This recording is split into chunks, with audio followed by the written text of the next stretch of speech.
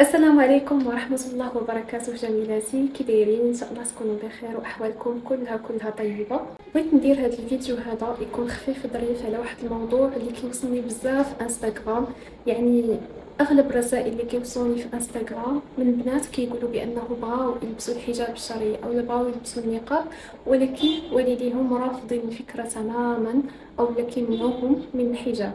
فيعني بزاف ديال الناس منكم فاش كيعرفوا بانه الحجاب راه فرض، ويعني كيعرفوا ماشي كيقتنعوا، حيت خصنا نحيدوا من راسنا هاد الفكره ديال اقتنعت بالحجاب او لا ما اقتنعتش بالحجاب، لانه ما كاينش حاجه سميتها قناعه مع فرض. فيعني فاش كنعرفوا بانه الحجاب فرض من الله سبحانه وتعالى، وكتمشيو عند والديكم وكتقولوا لهم بانه حنا قررنا بانه نلبسوا الحجاب الشرعي باش نرضيو الله سبحانه وتعالى، فهنا يعني كيكون رفض سواء من الام او الاب او هما معا. وهنا خصنا نعرفوا كيفاش نتعاملوا مع هذا الرفض هذا، يعني خص يكون التعامل مع هذا الرفض هذا بذكاء. يعني انا عرفت بان الحجاب فرض من الله سبحانه وتعالى، غادي نمشي عند الام ديالي او الاب ديالي، غادي نقول لهم بانه انا راه بغيت نلبس الحجاب الشرعي. يعني هنا كيكون واحد الرفض، كيقولوا لي لا ما خصكيش تلبسيه، وعلاش غتلبسيه وانت باقا صغيره وانت ما غديري والو في حياتك وتبقي كازا غير في الدار. يعني الهضره على النقاب ايضا، يعني ماشي غير الحجاب الشرعي. فهنا يعني كيفاش انا خصني نتعامل مع هذا الوضع؟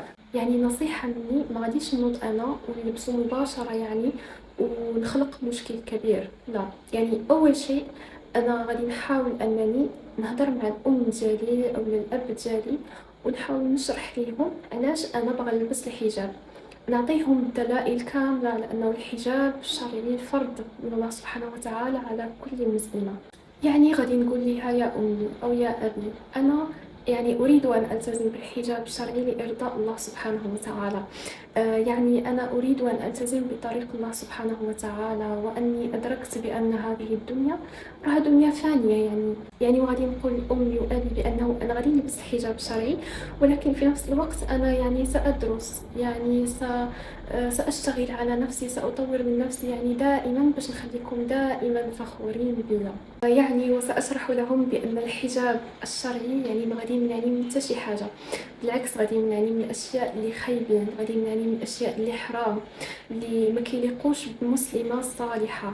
أما يعني تحقيق النجاح الدنيوي، فيعني الحجاب الشرعي ليس بعائق أبدا، بالعكس. يعني فاش كنتقربوا من الله سبحانه وتعالى بواحد الطاعة، فأكيد أن الله سبحانه وتعالى سيفتح لنا يعني أبواب كثيرة، إلى تسد باب غادي يتفتح باب. وسأقول لها مثلا يا أمي، يعني راه الحجاب راه الستر ليا، هو إرضاء لله سبحانه وتعالى، كذلك أنا بغيت نلبس هذا الحجاب وانت راضية عليا وانت مرتاحة. الأساس أو الفكرة الأساسية هي أنه نتناقش مع الأم ديالي بلين وبلطف، ونحاول أنني نفهم المخاوف ديالها، نحاول أنني نصحح لها دوك الأفكار الخاطئة اللي منتشرة في المجتمع واللي متداولينها الناس على الحجاب الشرعي وحتى على النقاب. ونفكر لها بأنه راه كاينين بزاف ديال الناس ناجحين في حياتهم هما لابسين حجاب شرعي وهما لابسين نقاب، يعني كيخدموا، عندهم مشاريع خاصة بهم وبزاف ديال الحوايج، لأن الرزق من الله سبحانه وتعالى وحده لا شريك له، فكيف لطاعة أن تمنع رزقا؟ يعني نفترض بأنه يعني بعد ما تكلمتي مع الأم ديالك والأب ديالك حول موضوع الحجاب الشرعي وهما بقاو رافضين، يعني بقاو متشبثين بالرأي ديالهم، في هذه الحالة يعني يجب أن نلجأ إلى الله سبحانه وتعالى. يعني دائما وأبدا نلجأ إلى الله سبحانه وتعالى، لكن يجب أن نلجأ إلى الله سبحانه وتعالى بالدعاء. يعني في هذه الحالة هذه خاصك تدعي الله سبحانه وتعالى أنه يفتح لك طريق، أنه يهدي الأم ديالك والأب ديالك، أنه ييسر لك طريق الحجاب الشرعي، لأنه يعني وحده الله سبحانه وتعالى قادر على كل شيء، قادر على يعني أن يهدي قلبيهما.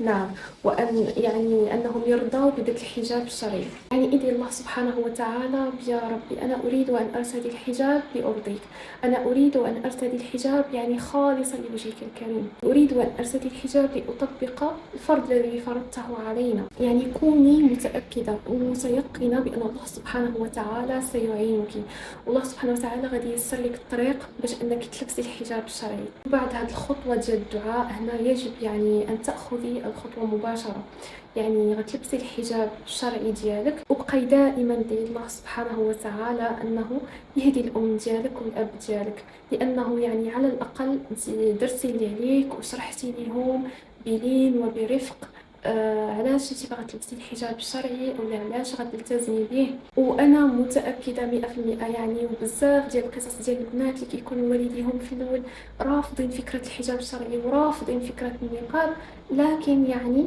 مع المده كيتعايشوا مع الموضوع أولا يعني كيفهموا بأنه الحجاب فرض. أحيانا يعني كتكون الأم غير محجبة وفاش كتحجب بنتها كتلبس حجاب شرعي حتى هي يعني بعد مدة كتحجب حتى هي. فيعني بغيت نقول لكم مادام نتوما باغيين ديروا هذه الخطوة لله سبحانه وتعالى خالصة لله سبحانه وتعالى فكونوا متيقنين بأن الله سبحانه وتعالى غادي يعينكم عليها وغادي ديروها بإذن الله وما تيأسوش يعني مهما واجهتكم يعني من صعوبات ما تيأسوش وبقاو متشبثين بالدعاء لأن الله سبحانه وتعالى وحده لا شريك له هو اللي غادي يغير لكم كل شيء في حياتكم للأفضل أكيد وللأجمل.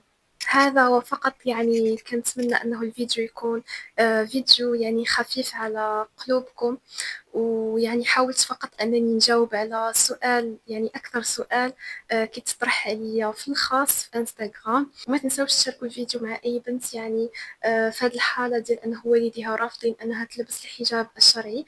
وان شاء الله يا ربي انا بغيت كاع البنات اللي متبعيني يكونوا لابسين حجاب شرعي والله يهديكم ويهدينا والله يوفقكم والله يوفقنا كاملين لما يرضيه.